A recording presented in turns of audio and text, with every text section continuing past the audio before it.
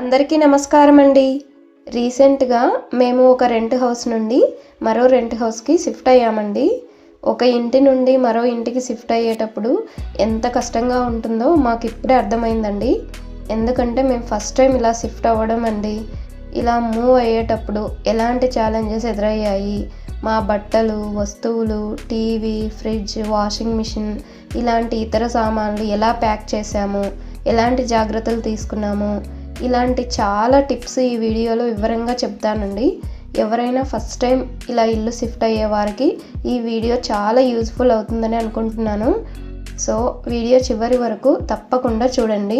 ఇల్లు మారుతున్నాం కదా అని ఫస్ట్ కిచెన్లో ఉన్న సామాన్లను సర్దడం మొదలు పెట్టానండి.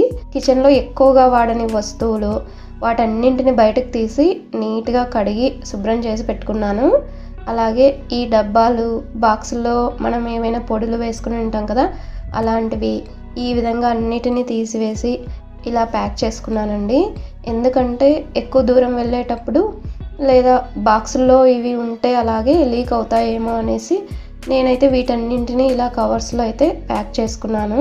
మళ్ళీ కొత్త ఇంట్లోకి వెళ్ళినప్పుడు ఈ సామాన్లు మళ్ళీ క్లీన్ చేసుకోకుండా అలాగే నీట్గా పెట్టుకుని ప్యాక్ చేసుకుంటే మంచిదని నాకు అనిపించింది.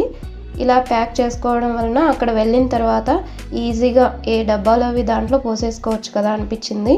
సో క్లీన్ చేసుకున్న బౌల్స్ను నా దగ్గర రైస్ బ్యాగ్స్ ఉన్నాయి. సో అందులో అయితే నేను అన్నింటినీ కడిగి తుడిచి పెట్టుకున్నానండి.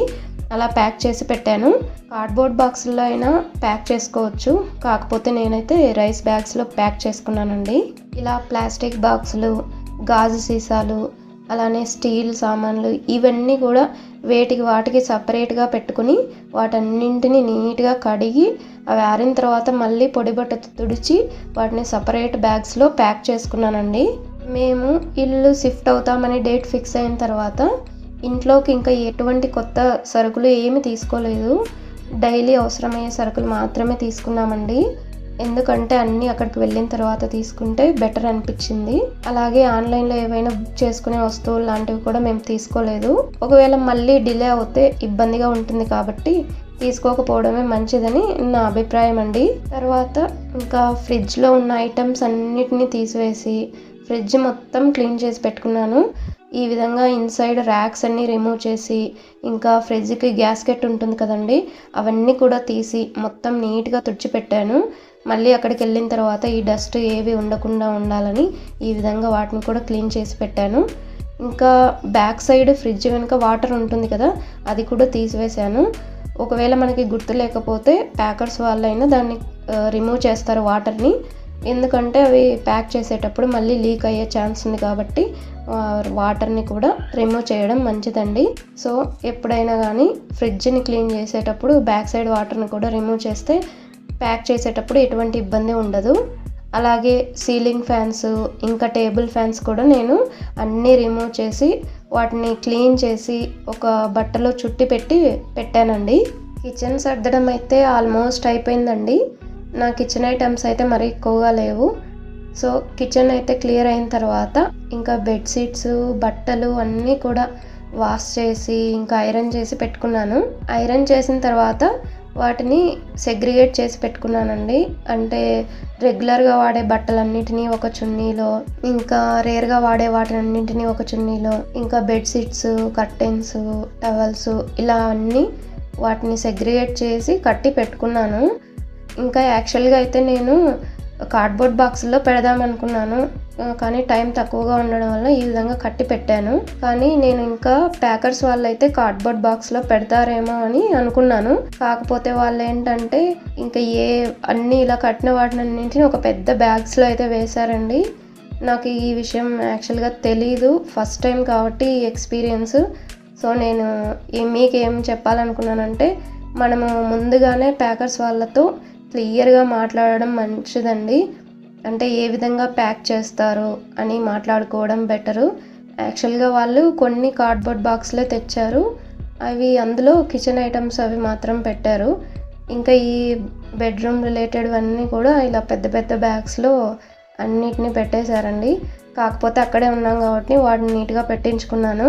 అలాగే మనం వాడని బట్టలు, ఇంకా ఏమైనా మనం ఎవరికైనా ఇవ్వాలనుకున్నవి మనం ముందుగానే క్లియర్ చేసుకున్నామంటే చాలా బాగుంటుందండి. ఎందుకంటే మళ్ళీ వాటన్నింటినీ వేరే ఇంటికి తీసుకెళ్లకుండా ఇక్కడే క్లియర్ చేసుకుంటే బాగుంటుంది. ఇంకా ఏవైనా పాత వస్తువులు లాంటివి కూడా సామాన్లు కొనేవారికైనా ఇవ్వచ్చు. మా దగ్గర అయితే మరి ఎక్కువగా పాత వస్తువులు ఏం లేవండి. తర్వాత గ్లాస్ ఐటమ్స్ అవన్నీ కూడా కడిగి నీట్గా ఒక సైడు పెట్టి ఉంచానండి. వాళ్ళు ఏంటంటే అవి పగిలిపోకుండా ఒక్కొక్క ఐటమ్ని న్యూస్ పేపర్స్లో పెట్టి వాటిని నీట్గా ప్యాక్ చేశారండి. వాటన్నింటిని కూడా ఒక బాక్స్లో అయితే వాళ్ళు ప్యాక్ చేశారు. మనం ముందే ఏమీ సర్దుకోకపోయినా సరే మనం అక్కడ ఊరికే కూర్చున్న ప్యాకర్స్ వాళ్ళైతే మొత్తం వాళ్ళన్నీ పెట్టేస్తారండి. కాకపోతే మళ్ళీ వేరే ఇంటికి వెళ్ళిన తర్వాత ఏ వస్తువు ఎక్కడున్నాయి, ఎలా వీటిని సర్దుకోవడం అని కాస్త మనకి ఇబ్బంది అవుతుంది. సో అందుకనే ముందు జాగ్రత్తగా మనం ఈ విధంగా ప్యాక్ చేసుకున్నామంటే వెళ్ళిన తర్వాత ఈజీగా సర్దుకోవచ్చు అని నేను అనుకున్నానండి.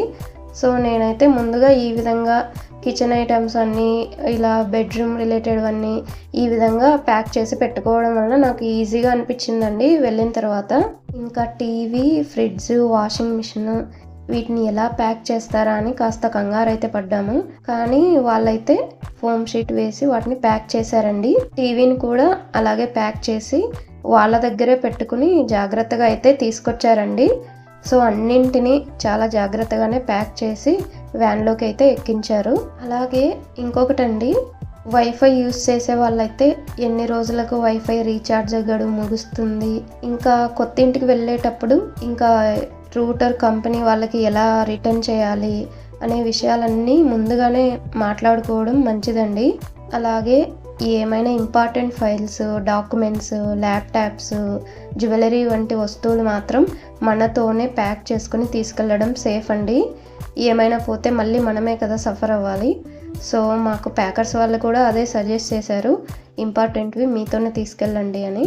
మేము ప్యాకర్స్ వాళ్ళకి ఫోన్ చేసినప్పుడు వాళ్ళైతే మేమున్న లొకేషన్కి వచ్చి టీవీ, ఫ్రిడ్జ్, వాషింగ్ మిషన్, ఇంకా బెడ్ లాంటి సామాన్లు ఎన్ని ఉన్నాయి, 1 BHKనా లేదా 2 BHKనా అని దానికి అందుకు తగ్గట్లుగా అమౌంట్ అయితే వాళ్ళు అడిగారండి.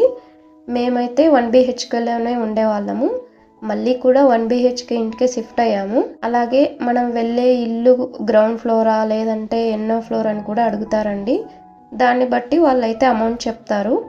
సో అమౌంట్ అవన్నీ కూడా ముందుగానే క్లారిటీగా మాట్లాడుకోవడం మంచిదండి. ప్యాకింగ్ చేసేవాళ్ళు రాకముందే మేము కొత్తగా వెళ్తున్న ఇంటికి తెల్లవారుజామున బాగుందని చెబితే పాలు పొంగించి వచ్చామండి. మేము దగ్గరగానే షిఫ్ట్ అవుతున్నాం కాబట్టి మేము అలాగ వెళ్ళి ముందే పొంగించి ఇంకా మాతో పాటు ఈ గ్యాస్ స్టవ్, పూజా సామాన్లు అన్నీ కూడా తీసుకెళ్ళి పాలు పొంగించుకొని అలాగే ఆ ఇంటిని కూడా మొత్తం నీట్గా కడిగి వచ్చామండి. మేము మళ్ళీ రిటర్న్ వచ్చేసరికి 7 అలా అయ్యింది. వాళ్ళు ప్యాకర్స్ వాళ్ళు అయితే 7:30 మార్నింగ్కి ప్యాకింగ్ అయితే మొదలు పెట్టడం స్టార్ట్ చేశారండి. వాళ్ళైతే 7:30కి ప్యాకింగ్ మొదలుపెట్టి ఇంకా ఆఫ్టర్నూన్కి అంతా అయిపోయింది.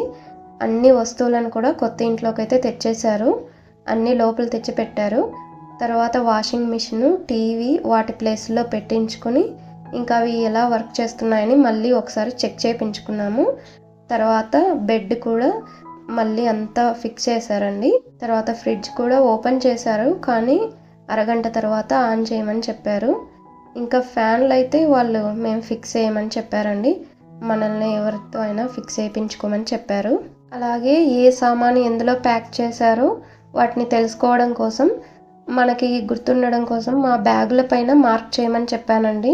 అలా చేయడం వలన నాకు మళ్ళీ సర్దుకోవడానికి అయితే ఈజీగా అనిపించింది. ఎందుకంటే బెడ్రూమ్ రిలేటెడ్ అన్నీ ఒక చోట పెట్టేసుకొని అక్కడ క్లియర్ చేసుకోవచ్చు. ఇంకా అలాగే కిచెన్ ఐటమ్స్ ఒక పక్క పెట్టుకొని అవి క్లియర్ చేసుకోవచ్చు.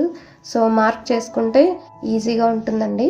ఇంకా దూరంగా ఇల్లు షిఫ్ట్ అవుతుంటే అందుకు తగ్గట్లుగా వెంటనే మనం అక్కడికి వెళ్ళిన తర్వాత ఫుడ్ చేసుకోవటానికి వీలుగా కొన్ని బౌల్స్ని, అలాగే ఇండక్షన్ స్టవ్ లాంటిది కానీ, రైస్ కుక్కర్ కానీ ఏదైనా మనతో తీసుకువెళ్తే బెటర్ అండి.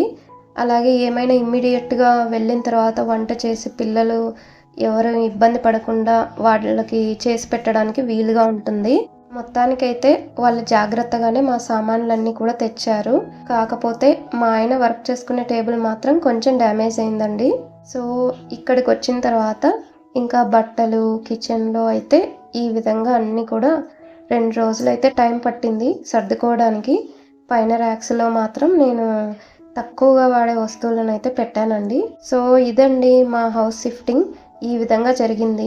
కొత్తగా వెళ్ళిన చోటికి అలవాటు పడడానికి కొంచెం టైం అయితే పడుతుంది కదా, మాకు కూడా అలానే కాస్త టైం పట్టిందండి. మాలాగే ఫస్ట్ టైం ఇలా ఇల్లు మారేవారికి ఈ వీడియో చాలా ఉపయోగపడుతుందని నేను అనుకుంటున్నాను. ఇంకా నేను ఏమైనా ఈ వీడియోలో మీకు కావాల్సిన ఇన్ఫర్మేషన్ ఏదైనా మర్చిపోయి ఉంటే కమెంట్ చేయండి. తప్పకుండా నాకు తెలిసిన విషయాలను రిప్లై ఇస్తానండి. Thank you.